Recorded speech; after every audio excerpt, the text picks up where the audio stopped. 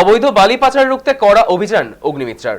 ডামরাঘাটের কাছে অবৈধভাবে বালি উত্তোলনের বিরুদ্ধে আচমকা সেখানে উপস্থিত হন আসানসোল দক্ষিণের বিজেপি বিধায়ক অগ্নিমিত্রা পল। তিনি ঘটনাস্থলে থাকা বেশ কয়েকটি অতিরিক্ত বালি বোঝাই ট্রাক, ভারী যানবাহনের চাবি নিজের হেফাজতে নেন এবং চালকদের কড়া সতর্কবার্তা দেন। পাশাপাশি বিধায়ক পুলিশ প্রশাসনের ভূমিকা নিয়েও তীব্র সমালোচনা করেন। এই ঘটনার পরে পুলিশ ঘটনাস্থলে পৌঁছে বিধায়কের সঙ্গে কথা বলে। বালি ঘাট থেকে ফিরে অগ্নিমিত্রা পল ও বিজেপি কর্মীরা আসানসোল দক্ষিণ থানার সামনে বিক্ষোভ দেখান এবং এর বিরুদ্ধে লিখিত অভিযোগ দায়ের করেন। ড্রাইভার কাগজে কি বুঝবে, ওর দায়িত্ব হচ্ছে গাড়ি চালানো।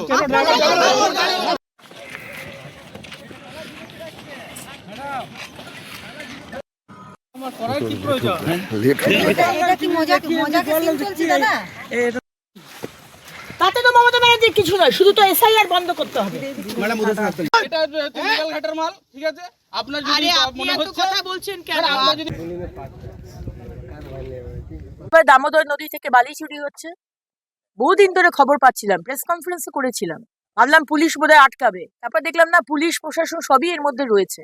রাত থেকে শুরু করে সকাল অব্দি বালি চুরি হচ্ছে, 100 খানা ট্রাক দাঁড়িয়ে রয়েছে, বড় বড় জেসিবি, পপলাম না পপলিন কি বলে, তারা সব দাঁড়িয়ে রয়েছে, মানে মেশিন নামিয়ে দিচ্ছে দামোদরের মধ্যে।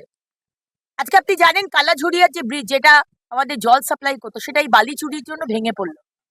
7 মাস হয়ে গেছে, এখনো সেই ব্রিজ ঠিক হয়নি, এখনো 51টা গ্রাম জল পাচ্ছে না। সেই দিকে নজর নেই তৃণমূলের আর মমতা ব্যানার্জি। কি করে টাকা চুরি করে মাফিয়াদের আশ্রয় দিয়ে সামনের 26-এর ভোটে কি করে ফান্ডিং তুলতে হবে, কি করে ক্রিমিনালদের পুষে তাদেরকে টাকা দিতে হবে, বোম বারুদ গুলি সব তুলে দিতে হবে, সামনে 26-এ তো করতে হবে, এগুলো জিততে হবে তো। আর সেই ব্যবস্থা মমতা ব্যানার্জি করছে। সামনে এক কথা বলেন, পিছনে এক কথা বলেন। সামনে বলেন বালি চুরি করা যাবে না, গ্রামের রাস্তা দিয়ে বড় বড় ডাম্পার যাবে না, কিন্তু ঠিক সেটাই হয়। বললাম পাপ্পু মাঝি, বিবেক চক্রবর্তী ইলিগাল ঘাট চালাচ্ছে দিনের পর দিন।